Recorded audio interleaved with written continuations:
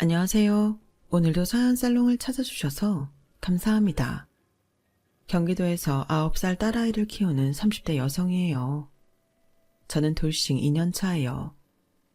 딸아이를 생각해 이혼만은 피하려고 노력했지만 얼굴만 마주치면 으르렁대는 부모 밑에서 정서적으로 불안하게 키우느니 혼자서라도 사랑을 듬뿍 주고 키우는 게 낫겠다 싶어서 이혼을 결정했어요. 처음엔 딸애가 아빠의 부재로 또래들 사이에서 상처를 받지 않을까 걱정했어요. 하지만 그런 걱정이 무색할 정도로 딸아이가 잘 자라주어서 얼마나 다행인지 몰라요. 모든 이혼 가정에는 각자만의 사정이 있듯이 저 역시도 이혼까지 감행하게 된 데는 그럴 만한 이유가 있었어요. 사사건건 명문대 출신의 집안 좋은 동서랑 저를 비교하는 남편 때문이었죠. 사람마다 처한 환경이 다르고 재능도 다른 건데 제 장점을 봐줄 생각도 않고 무조건 남과 비교해 자존심을 밟는 사람이랑 어떻게 평생을 함께 하겠어요. 남편은 내 편이 아닌 남의 편이라는 말이 현실이 되자 저도 더는 이 남자를 믿고 살 수 없겠더라고요. 거기다 시댁 식구들까지 저와 제 친정을 무시하니 어쩌겠어요. 중이 절이 싫으면 짐 싸서 제 발로 나오는 수밖에요. 저는 경기도 송탄에서 나고 자라 대학도 경기권에서 나왔어요. 저희 부모님은 미군 부대 근처에서 식당을 하셔서 어릴 때부터 생활형 영어를 배우고 자랐어요. 가게 손님 대부분이 미군과 미국 가족들이어서 부모님을 도와 서빙을 할 때면 자연스레 영어를 사용해야 했거든요. 남들은 돈 들여 어학연수다 뭐다 해외로 나갔지만 제 경우는 지역 특성상 돈 안 들이고 영어를 익힐 수 있었죠. 이런 특수한 제 어린 시절이 나중에 어떻게 쓰이게 될지 그때는 몰랐지만요. 집을 떠나 타지로 떠나게 된 건 대학을 졸업한 뒤 직장 생활을 서울에서 하게 되면서부터였어요. 원래는 본가에서 출퇴근을 하려고 했지만 다들 아시다시피 경기권은 대중교통이 서울처럼 발달되지 않아서 버스 배차 시간도 넓고 늦잠 한 번 잤다고 선뜻 직장까지 택시를 탈 수 있는 상황도 안 되잖아요. 그래서 출퇴근 시간도 절약하고 교통비도 아낄 겸 서울에서 살게 된 거죠. 그리고 그곳에서 지금의 남편을 만나 결혼까지 하게 되었고요. 우리가 처음 만난 건 제가 직장 생활을 시작한 5년 차에 접어들던 때였어요. 외식 조리학과를 나온 저는 당시 대기업 산하 레스토랑에서 근무를 하고 있었는데 본사 홍보부 직원이었던 남편이 저희 매장으로 취재차 오게 되면서 만나게 되었죠. 기업 홍보 브로셔의 실을 저희 레스토랑 기사에는 매니저님과 실장님 사진과 요리만 소개되었지만 정작 홍보부 직원들을 도와 테이블 세팅을 하고 잡일을 담당한 건 저였어요. 그렇다 보니 담당자였던 남편과는 전화 연락도 수시로 하게 되었고 한동안 얼굴도 자주 보게 되었어요. 그렇게 시작된 관계는 연인에서 부부로 이어지게 되었죠. 시댁은 특별할 것 없는 평범한 집안이었어요. 아들 둘에 딸 하나를 둔 시부모님은 자식들 대학 등록금을 감당하느라 당신들 입에 들어가는 것조차 아끼는 분들이었으니까요. 아버님은 중소기업에 다니셨는데 직장인 벌이가 뻔하다 보니까 시어머니는 틈틈이 부업을 하시며 집안 살림을 하시다가 제 남편이 고2가 되던 무렵부터 보험 설계사로 나섰어요. 말주변이 좋거나 싹싹한 성격이 못 돼서 실적은 그저 그런 편이었다고 하더군요. 저희 부부가 결혼할 무렵에는 그 일을 그만두셔서 저는 어머님이 보험 설계사였다는 것도 결혼하고 이듬해가 돼서야 알았어요. 양가의 경제 상황이 비등비등한 터라 결혼을 할 때도 반대는 없었어요. 문제는 시동생이 결혼을 하면서 시작되었죠. 누구를 닮았는지 모르겠지만 시동생은 인물도 좋고 특히 말로 사람을 구워 삼는 재주가 탁월했어요.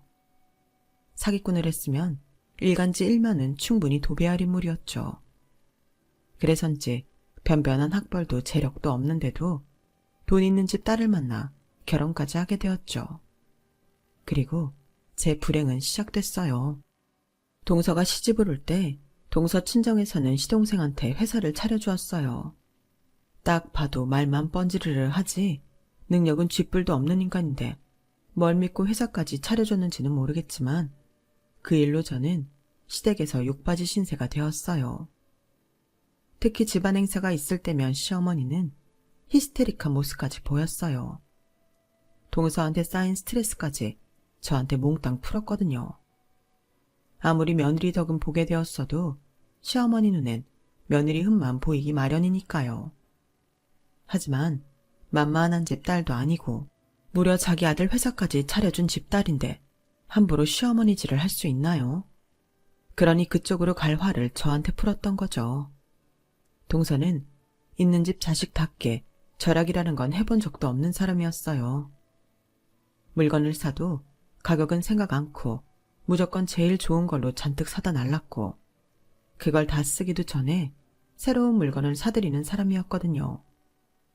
그렇다 보니 쓰는 것보다 늘 유통기한이 지나서 버리는 물건들이 많았어요. 60평생 쌀 한 톨도 허투루 버리는 적 없던 시어머니는 그걸 눈으로 보는 것만으로도 스트레스였던 거예요. 그럼 그걸 동서한테 직접 말하면 될 것을 꼭 저한테 화풀이를 하시는 거죠. 예, 넌 살림하는 애가 어쩜 이 모양이냐? 설거지할 때 수세미에 세제 푸지 말고 설거지통에 풀어서 쓰라고 내가 했니 안 했니? 너처럼 쓰면 세제가 얼마나 낭비되는 줄 알아? 시어머니는 설거지통에 새 제품물이 들어있는 걸 뻔히 보면서도 저한테 트집을 잡으셨어요. 이건 저 들으라고 하는 말이 아닌 동서 들으라고 하는 말이었던 거죠. 이럴 때 제가 말대꾸라도 한번 하면 그날은 아주 난리가 나요. 그래서 그냥 죄송합니다 이러고 끝내곤 하는데 그날따라 저도 직장에서 쌓인 스트레스도 많고 몸도 피곤해서 불쑥 속마음이 나가버린 거예요. 어머님, 그거 동서 들으라고 하시는 말씀인 거죠? 전 항상 어머님 말씀대로 설거지통에 세제 푸는 거 아시잖아요. 지금도 그렇고요. 매번 저한테 화풀이하지 말고 할 말 있으시면 동서한테 하세요. 그래야 동서도 잘못된 건 고치죠. 그러자 시어머니는 동서 눈치를 보면서 되려 제게 큰 소리를 치셨어요. 어머머, 얘 말하는 것 좀 봐. 내가 언제 너한테 화풀이를 했다고 그래. 네가 편변 찾으니까 하는 말 아니니. 그리고 왜 여기서 둘째를 끌어들여? 둘째야, 넌 신경 쓸 거 없다. 주방일은 큰이한테 맡기고 넌 거실 가서 쉬고 있어. 뭐하러 좁은 주방에 셋이나 들어와 있니? 어여 가. 허둥지둥 상황을 모면하려고 애쓰는 시어머니를 보니 안 됐다는 생각까지 들더라고요. 그런데 그때 동서가 그러는 거예요. 형님도 참, 어머님이 왜 저한테 설거지 얘기를 하시겠어요. 우리 집은 도우미 아줌마가 알아서 하는 일인데. 전 내일 관리받기 때문에 그런 거 못해요. 기껏 돈 들여 관리받았는데 큐빅이라도 떨어지면 어쩌려고요. 뭐 어머님이 그렇게 걱정이 되신다니까 앞으로는 도우미 아줌마 없는 날엔 그이한테 시키면 되겠네요. 그 말에 시어머니는 얼굴이 굳어버렸어요. 굳이 돈 들여서 집안일하는데 사람을 쓰는 것도 문제였지만 금쪽 같은 자기 아들한테 설거지를 시키겠다는 말에 잔뜩 화가 났던 거죠. 물 아껴 쓰라는 말을 돌려서 하려다가 자기 아들한테 설거지까지 시키게 됐으니 낭패도 이런 낭패가 없었죠. 그날 이후 시어머니는 동서 앞에서 주방일에 대한 말을 이런 방구도 하지 않았어요. 혹여 당신 아들한테 불똥이 튀길까봐 그러셨겠죠. 평생 재산은 구경조차 못하고 살았던 저는 남편과 결혼을 하면서 종갓집 맏며느리가 되었어요. 저희 시댁이 작은 종가라고는 해도 1년에 제사가 3번이나 되는 집이에요. 어머님은 당신 시집 왔을 때에 비하면 지금은 일도 아니라고 하시지만 직장을 다니며 살림까지 하는 저로서는 그리 만만한 일은 아니었어요. 거기다 구정과 추석을 더하면 1년에 5번은 제사 음식을 차려야 했어요. 아무리 제가 요식업에 종사하는 사람이라지만 결혼 전까지 내 손으로 김치 한 번 안 담가봤던 사람이 제사 음식은 제대로 할 줄 알았겠어요. 매번 시어머니한테 꾸중을 들어가며 눈치껏 배워나갔죠. 어머님도 처음엔 제사며 명절일이 손에 익지 않아 시행착오도 많았을 텐데도 개구리 올챙이적 생각 못한다고 늘 저한테 타박을 하셨어요. 하나씩 가르쳐 주시면 곧장 따라할 텐데도 굳이 제 자존심을 팍팍 긁으면서 말이에요. 니네 친정은 도대체 어떻게 하고 살았길래 넌 이런 기본적인 것도 할 줄 모르니? 내가 네 담임선생도 아닌데 허구한 날 하나부터 열까지 다 가르쳐야겠니? 아, 속 터져서 원. 툭하면 제 친정을 들먹이며 비아냥거리시는데 그럴 때마다 내가 왜 이런 집에 시집와 이딴 소리를 듣고 있을까? 후회를 하곤 했어요. 그런데 웃긴 건 저를 이렇게 쥐잡듯 하는 분이 동서한테는 세상 둘도 없이 온화하게 구신다는 거예요. 얘 둘째야, 아서라. 집에 여자가 몇인데 네가 천을 붙이니? 그런 건 큰애한테 맡기고 넌 거실 나가 쉬어. 평생 손에 물 한 방울 안 묻히고 살던 애가 괜히 일손 돕겠다고 나섰다가 다칠까 봐 겁난다. 어서 가서 쉬라니까.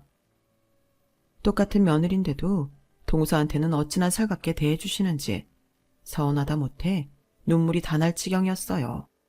그런데 제 편을 들어줘도 시원찮을 제 남편마저 동서만 싸고 들지 뭐예요. 그래요, 재수씨. 재수씨한테는 이런 일 안 어울려요. 이런 건 우리 집사람한테 맡기고 재수씨는 나와서 TV나 보세요. 일도 하던 사람이 해야지 안 하던 사람이 하면 탈나요. 아, 당신 뭐해? 후딱 끝내고 치우지 않고. 전문가라는 사람이 무슨 전을 하루 종일 붙여? 당신이 게으름 피우니까 괜히 재수씨까지 불편해하잖아. 와, 진짜 저 주둥이에 주먹을 쳐넣고 싶은 걸 꾹 참았네요. 남편이 처음부터 동서 편을 들었던 건 아니었어요. 신혼 초만 해도 남편은 저한테 정말 잘했거든요. 하지만 돈 앞에 장사 없다고 시동생이 처가덕에 사업도 시작하고 대표 소리 들어가며 떵떵거리고 사는 걸 보면서 조금씩 변해가더군요. 아, 성민이 자식 이번에 또 차 바꿨더라. 지 처가에서 바꿔줬대. 그 자식은 전생에 나라를 몇 개나 구했길래 돈 많은 처가 얻어 외제차까지 끌고 사나 몰라. 내가 그 자식보다 공부도 더 잘하고 대학도 더 좋은 데 나왔는데 말이야. 이래서 남자는 장가를 잘 가야 하나 봐. 아, 부럽다. 처음엔 그저 부러워하는 정도였는데 시간이 지나자 부러움은 질투로 변했고 질투는 저에 대한 미움으로 바뀌었어요. 야, 차도 막히는데 꼭 니네 친정까지 가야 하냐? 명절 때만이라도 나도 좀 쉬자. 이번 설에는 그냥 걸으면 안 돼? 자기 정말 웃긴다. 난 명절이며 제사며 꼬박꼬박 당신 집에 가서 종처럼 일하는데 자기는 고작 1년에 2번 처가에 얼굴 비치는 것도 힘들다고 그래? 그렇다고 자기가 우리 집에 가서 일을 하는 것도 아니잖아. 차려주는 밥 얻어먹고 TV 좀 보다가 오는 거면서 그것도 하기 싫다고 이러는 건 정말 너무한 거 아니야? 야, 서울에서 송탄까지 운전하는 건 쉬운 줄 아냐?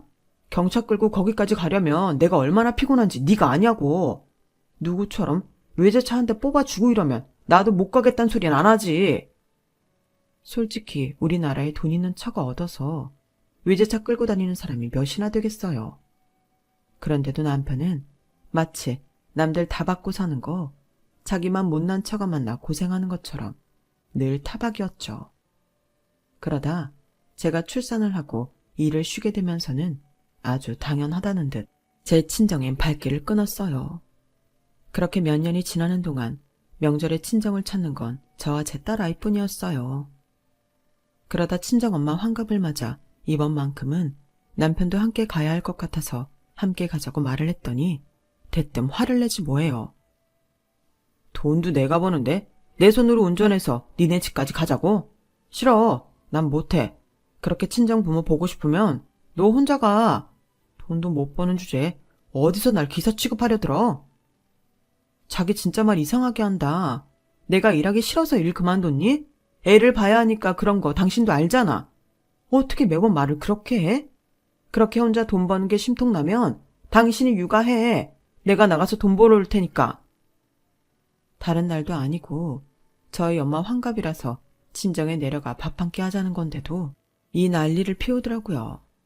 한참 말다툼을 하다가 이런 인간 끌고 가서 좋은 날 기분 잡치느니 차라리 나 혼자 가는 게 낫겠다 싶어서 애를 들쳐안고 집을 나서려는데 남편이 그러는 거예요. 야, 너 혹시 내 돈으로 네 친정에 돈 봉투 주려는 건 아니지? 표정 보니 내 말이 맞나 보네. 그럼 엄마 환갑인데 빈손으로 가? 자기 부모님 환갑 때 한 만큼만 넣었으니까 걱정 마. 뭐? 그럼 100만 원이나 드린다는 거야? 너 미쳤냐? 니네 집에서 나한테 해준 게 뭐 있다고 그 돈을 줘. 완전 날강도가 따로 없네. 남편의 말에 놀란 건 저였어요. 분명 어머니 환갑 때 저희가 드린 돈은 50만 원이었거든요. 그때는 제가 일을 쉬기 전이라서 제 월급 통장에서 현금을 뽑았기 때문에 똑똑히 기억하고 있어요. 그런데 100만 원이나 드렸다니 어이가 없었죠. 당신, 나 몰래 어머님 환갑 때 돈 더 드렸어? 나한텐 50만 원 했다고 했잖아. 그제야 남편은 제 입으로 비밀을 털어놓았다는 걸 알았는지 입을 꾹 다물더라고요. 이 남자 진짜 웃기는 인간이네. 자기 부모한테는 100만 원이나 드려놓고 장모 환갑엔 입 싹 닦으려고 그랬니? 네 부모한테 드린 돈 절반밖에 안 되는 50만 원 쓰는 것도 아깝다고 이 난리냐고. 난 너랑 결혼해서 이날 이때까지 니네 집 제사에 시부모 생신, 명절까지 몸이 부서져라 일하고도 매번 돈까지 들였는데 넌 사위 노릇도 제대로 안 하면서 네 돈 쓴다고 타박이냐고. 툭하면 동서네랑 비교하면서 우리 집 무시하는데 자긴 그럴 자격도 없어.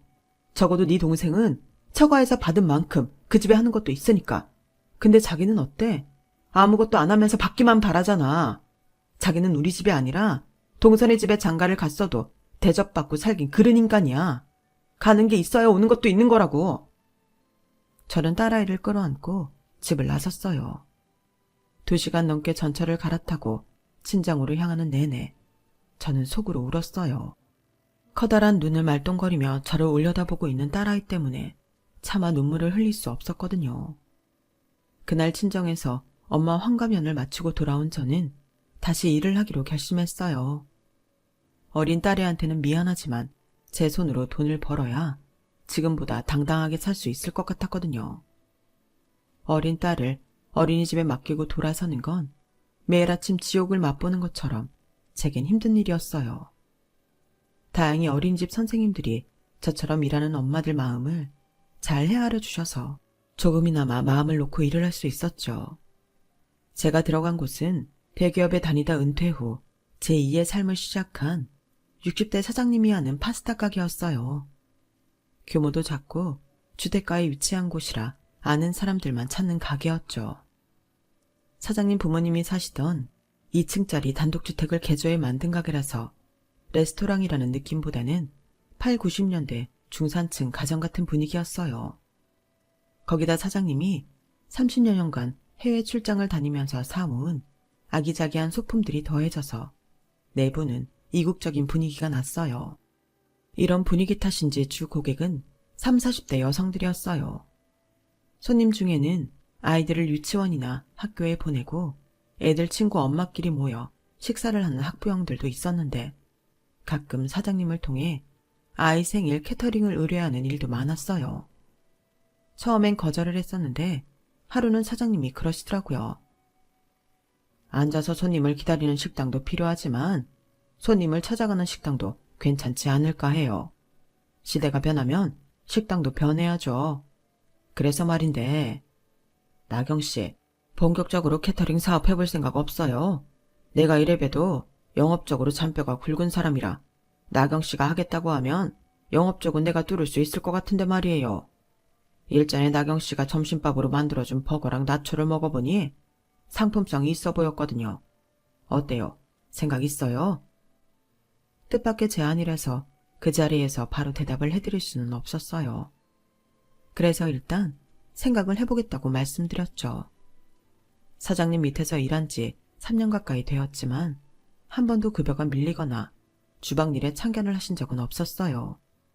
어디까지나 주방은 전적으로 저한테 맡기고 계시단 게 느껴질 정도였죠. 각자의 파트에서 최선을 다하자는 게 사장님 지론이었으니까요. 이런 사람 밑에서 일하는 거라면 레스토랑이든 캐터링 사업이든 믿고 따를만 하다 싶었어요.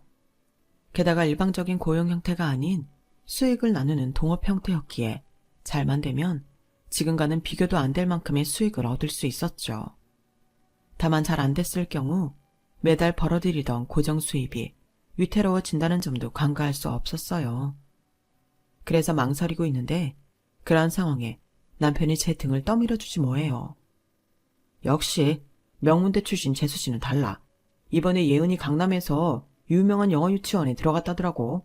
거기 들어가려면 몇 년 전부터 대기를 타야 한다던데 정말 대단하지 않아? 이래서 배운 여자가 애 교육도 잘 시킨다고 하는 거야. 당신은 대학도 지잡대 나오더니 애도 지잡 유치원에 보내잖아. 당신 무슨 말을 그렇게 해? 지잡 유치원이라니. 그리고 여기로 이사 오자고 한 건 당신이야? 당신도 나도 직장 생활하는 입장에 집에서 가까운 유치원 보내는 건 당연한 거 아니야? 야, 내가 달래 여기로 이사 오자고 했냐? 가진 돈이 없으니 서울에선 집을 살 수가 없으니까 그런 거지. 말이 났으니 말인데 니네 친정에서 돈 좀 보태줬더라면 우리가 여기로 이사 왔겠냐? 재수 씨는 시집 올 때 자기 남편 회사도 차려주고 40평대 아파트까지 떡하니 혼수로 가져왔는데 너네 집에선 해준 게 뭐 있냐? 우리 신혼집 구할 때 돈 5천 보태준 거밖에 더 있어. 우리 집 살 때도 니네 친정에선 10원 한 장 안 보태놓곤 어디서 큰 소리야. 그러는 당신네는 도대체 뭘 얼마나 해줬어? 우리 집에선 5천이라도 대줬지. 당신 부모님은 아무것도 안 해주셨잖아. 집 사서 여기로 이사 올 때도 휴지 하나 안 사주셨어. 그런데 왜 매번 내 친정 탓만 하는 거냐고. 지나가는 사람을 붙잡고 물어봐. 우리 집에서 해준 게 많은지 당신 집에서 해준 게 많은지. 그러자 남편은 손사래를 치며 그러더군요. 야, 됐다. 말도 안 통하는 너랑 무슨 말을 하겠냐? 그래, 이게 다 여자 보는 눈도 없는 내 탓이다. 나도 내 동생처럼 학벌 좋고 돈 많은 집 여자를 찾았어야 했는데 내가 인정이 넘쳐서 너 같은 걸 만났으니 누구 탓을 하겠냐고. 말끝마다 내 탓, 내 친정 탓을 하는 남편 때문에 속에서 사리가 생길 지경이었어요. 그래서 그때부터 마음속으로 이혼을 준비해야겠다 생각을 했죠. 그래서 사장님이 제의하신 캐터링 사업을 시작하기로 했어요. 남편한테는 비밀로 하고 친정 부모님께 말씀을 드렸더니 사업을 시작하려면 돈이 필요할 거라면서 그간 노후 자금으로 모아두신 돈을 주시더라고요. 아빠, 나 이 돈 필요 없어. 돈은 사장님이 대시기로 했으니까. 모르는 소리 마라. 시작부터 한쪽으로 기우는 동업은 나중에 가서는 꼭 문제가 되기 마련이다. 네가 아무리 열심히 몸으로 뛰면 뭐하냐? 서류상에는 돈 낸 사람, 안 낸 사람으로 구분되는데. 그러니까 이 돈은 우리가 너한테 투자하는 거라고 생각하고 사업 자금으로 써. 대신 계약서 쓸 때 확실히 투자 금액을 명시해야 한다. 동업이라는 게 형제끼리 해도 꼭 돈 때문에 문제가 발생하기 마련이니까. 그리고 이 돈을 넣어야 너도 부모 노후 생각해서라도 길을 쓰고 성공할 거 아니냐. 아빠는 기어이 제 손에 통장을 쥐어주셨어요. 그렇게 아빠가 주신 돈 덕분에 저는 사장님과 대등한 위치에서 사업을 시작할 수 있었어요. 새로 시작한 캐터링 사업은 시작부터 잘 된 건 아니었어요. 레스토랑을 할 때는 손님들이 캐터링 문의도 많이 했었는데 정작 사업을 시작하고 보니 그다지 주문이 들어오지 않았거든요. 그렇다고 이렇게 손을 놓고 있을 수만은 없겠다 싶어서 제가 직접 나서서 홍보를 해야겠다 시작했어요. 일단 입소문을 내려면 애들 키우는 엄마들처럼 좋은 상대는 없겠다 싶어서 제 딸아이 유치원 행사 때 제가 무료로 캐터링 서비스를 제공하겠다고 했죠. 학부모들도 다들 모이는 자리니만큼 홍보는 확실할 것 같았거든요. 그리고 그 계획은 완전 대성공이었어요. 학부모들이 선생님을 통해 캐터링 업체를 문의하기 시작했고 그렇게 얻은 고객들을 통해 또 다른 고객들을 얻어나갔거든요. 거기다 인터넷 홍보를 통해서도 슬슬 주문이 들어오기 시작해서 1년쯤 지나자 어느 정도 자리를 잡을 수 있었어요. 그러던 어느 날이었죠. 그동안 남편한테 비밀로 해왔던 제 사업이 들키고 만 거예요. 야, 넌 사업을 시작했으면 나한테 말을 했어야지. 어떻게 애도 하는 걸 남편이 나만 모르냐? 근데 네가 돈이 어디 있어서 사업을 해? 혹시 네 친정에서 돈 대준 거야? 누구 돈으로 했든 그게 무슨 상관인데? 왜 상관이 없어? 와씨, 장인어른도 참 그렇다. 사업 자금을 대줄 거면 사위한테 대줘야지 자기 딸한테만 대주는 게 어딨냐? 사업을 해도 남자인 내가 하는 게 낫지 여자인 네가 뭘 안다고? 그래, 얼마나 대줬어? 1억? 2억? 이 와중에도 우리 집에서 해준 돈만 따져대는 남편을 보니 어이가 없더라고요.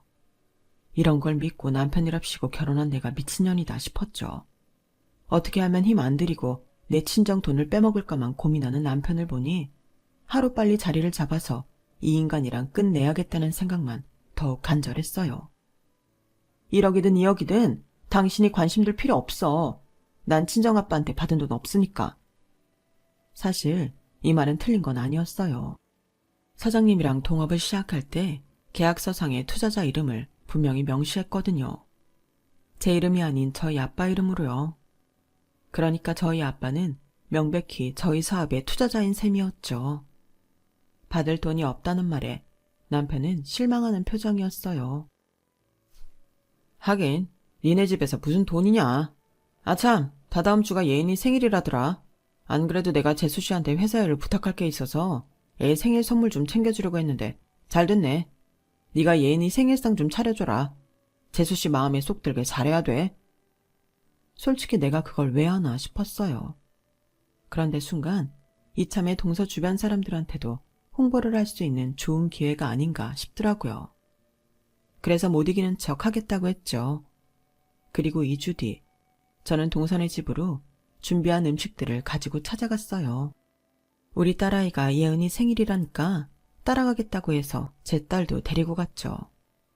제 딸과는 불과 3개월 차이라서 친구처럼 지내고 있었거든요. 그런데 동서가 제 딸을 보더니 대뜸 이러는 거예요. 어머, 유나도 올 줄은 몰랐는데? 오늘은 우리 예은이 유치원 친구들만 초대를 한 거라서 미안해서 어쩌니 유나야? 동서도 참 미안할 게 뭐 있어. 애들이야 금세 친해지는데. 내 말은 유나가 애들하고 말이 안 통할 거란 얘기죠. 다들 영어 유치원 출신이라 대화도 영어로 하거든요. 동서는 가소롭다는 표정으로 저희 모녀를 보며 말했어요. 순간 피가 거꾸로 솟는 것 같았지만 애 앞이라서 티를 낼 수는 없었어요. 그때였죠. 방에 있던 예은이가 나오더라고요. 예은이를 본 제 딸이 반갑게 달려갔어요. 예은이도 제 딸을 보자 무척 반가워하더라고요. 동서의 태도는 마음에 안 들었지만 그래도 애들끼리는 친해 보여서 그나마 다행이다 싶더라고요. 그래서 가져간 음식을 꺼내 세팅을 시작했어요. 세팅이 거의 끝나갈 무렵 하나 둘 손님들이 도착했고 금세 집안은 학부모들과 아이들로 시끌벅적해졌어요. 그런데 아무리 찾아봐도 제 딸이 보이지 않는 거예요. 세팅도 끝났겠다 아이를 찾아 집안을 돌아다니는데 살짝 열린 예은이 방 틈으로 동서 말소리가 들리더라고요. 예은아, 엄마가 유치원에서뿐만 아니라 평소에도 영어 쓰라고 했지? 그치만 유나는 영어를 못하는걸. 그러니까 유나 같은 애랑은 말도 섞지 말아야지. 영어도 못하는 애랑 뭐하러 대화를 해. 걔는 일반 유치원 다니는 애라서 너희 유치원 친구들하고는 수준이 다르단 말이야. 사람은 자기랑 어울리는 급의 사람들하고만 상대를 해야 돼. 유나 엄마를 보면 몰라? 배운 게 없고 가난하니까 우리 집에 와서 가사 도우미처럼 음식이나 차려주고 있는 거잖아. 너도 아무나 하고 어울리면 나중에 커서 유나 엄마처럼 남의 집 일이나 하고 살게 돼. 그러면 좋겠어? 그 말을 듣는데 순간 다리에 힘이 풀려서 그만 그 자리에 주저앉고 말았어요. 자기가 그렇게 생각하는 건 어쩔 수 없지만 아직 6살밖에 안 된 아이한테 그런 식으로 말을 하다니 정말 지독히도 못된 사람이다 싶더라고요. 그 길로 저는 딸아이를 데리고 그 집을 나가려고 했어요. 그런데 현관까지 가기도 전에 웬 아이 엄마한테 붙들리고 말았죠. 어머? 처음 보는 얼굴인데 누구세요? 그러자 2층에서 막 달려 내려온 동서가 애 엄마를 향해 영어로 그러는 거예요. 제가 파티 때문에 부른 가사 도우미라고요. 염치 없이 일터에 애를 데리고 왔길래 그만 돌아가라고 했다고요. 그랬더니 그 말을 들은 애 엄마가 나와 우리 딸을 보더니 영어로 불쌍해서 어쩌나? 이러는 거 있죠. 정말 어이가 없어서 동서와 그 여자는 내가 그 말을 못 알아들을 줄 아는 모양인데 제가 토익 토플 같은 시험은 한 번도 안 봤지만 영어 회화는 지들만큼은 하거든요. 어릴 때부터 미군이랑 미국 가족들하고도 프리토킹을 해서 발음도 지들한테 절대 안 밀린다고요. 그래서 유창한 영어 실력으로 말해줬어요. 동서, 내가 왜 자기네 가사 도우미야?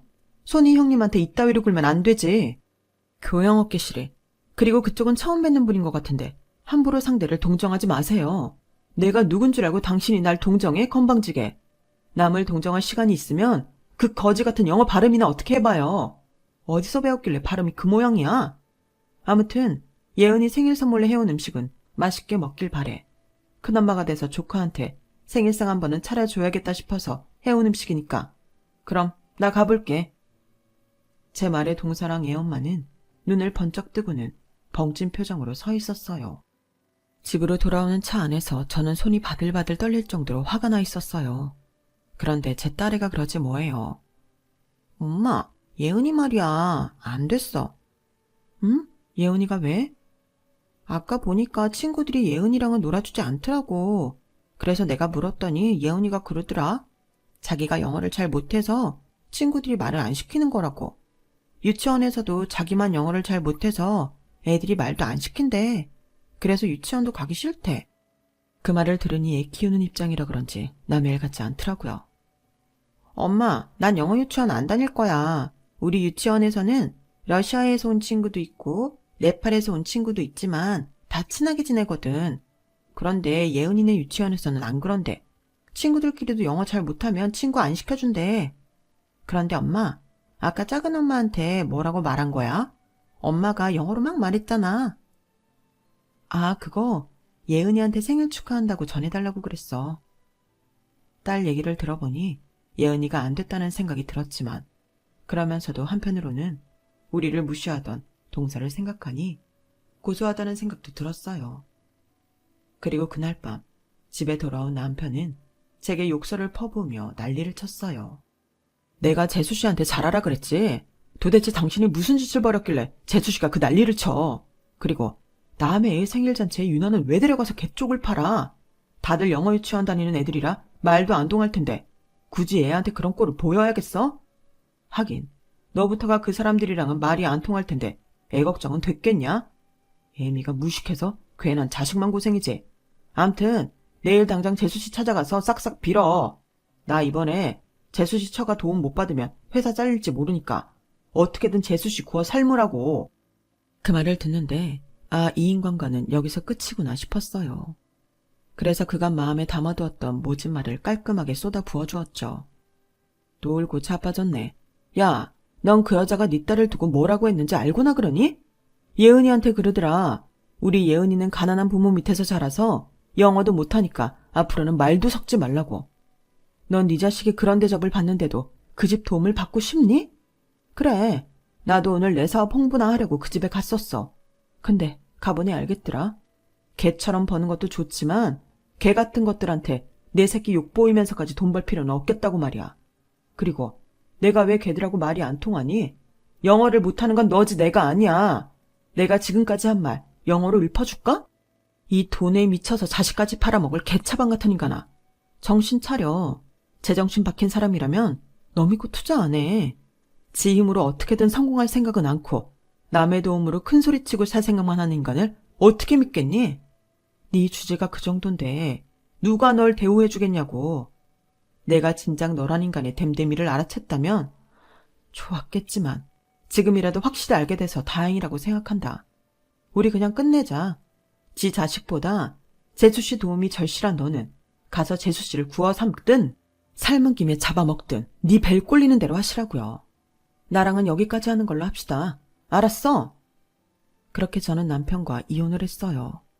그리고 이혼 조정기간 중에 남편은 회사에서 잘리게 되었고 덕분에 양육권은 수입이 있는 제가 맡게 되었어요.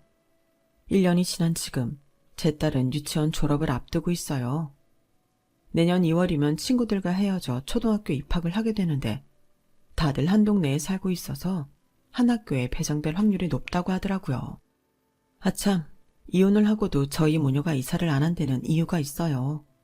우리가 살던 아파트는 남편과 재산 분할을 할 때 제가 시세의 반을 남편한테 현금으로 지불하고 제 명의로 이전을 했거든요. 딸이가 유치원 친구들이랑 선생님을 너무 좋아해서 옮길 수가 없더라고요. 저 역시도 마찬가지였고요. 그래서 큰 이변이 없는 한 이 동네에서 쭉 살게 될 것 같아요. 그리고 며칠 전 동서가 예은이를 데리고 저희 집에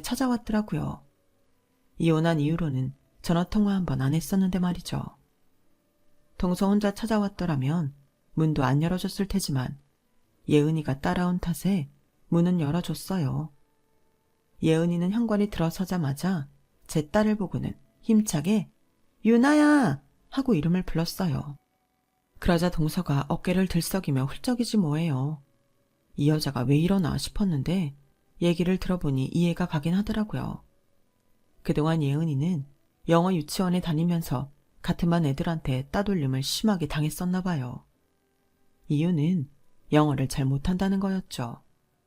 예은이도 예은이대로 영어에 대한 스트레스를 많이 받았는지 한동안 실어증까지 앓았다더군요. 그렇게 입을 꾹 다물고 있던 애가 우리 유나랑 같이 찍었던 사진을 보고 있길래 동서가 혹시나 하는 마음에 저희 집에 데려왔던 거예요. 그리곤 거의 반년 만에 예은이가 말을 하는 걸 보자 눈물을 터뜨리고 만 거죠.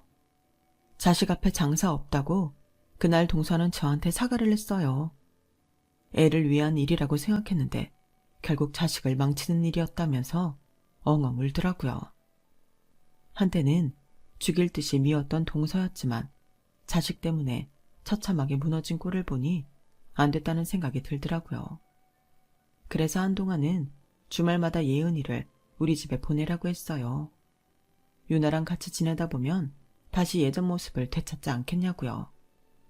동서는 몇 번이나 고맙다는 인사를 하고는 예은이를 데리고 돌아갔어요. 자식 잘 되기를 바라는 부모 마음이야 누가 모르겠어요. 그래도 인간성까지 버려가며 영원히 공분이 강조하다가는 우리 아이들이 괴물이 될 수 있다는 걸 왜 모를까요? 이번 생의 부모 역할은 처음이라 아직 서툴고 부족하지만 그래서 더욱 바른 길로 걸어가야겠다 생각해요. 그래야 내 아이도 그 길을 따라올 수 있을 테니까요. 그렇게 가다가 보면 언젠가 내 자식도 바르게 잘 자라 잎이 무성한 나무가 되지 않을까 생각합니다. 지금까지 제 사연을 들어주셔서 감사합니다. 항상 건강하시고 행복하세요. 여러분, 사연 댓글에 응원과 현명한 조언 부탁드려요. 좋아요와 구독은 저에게 큰 힘이 됩니다. 오늘도 좋은 일 가득하세요.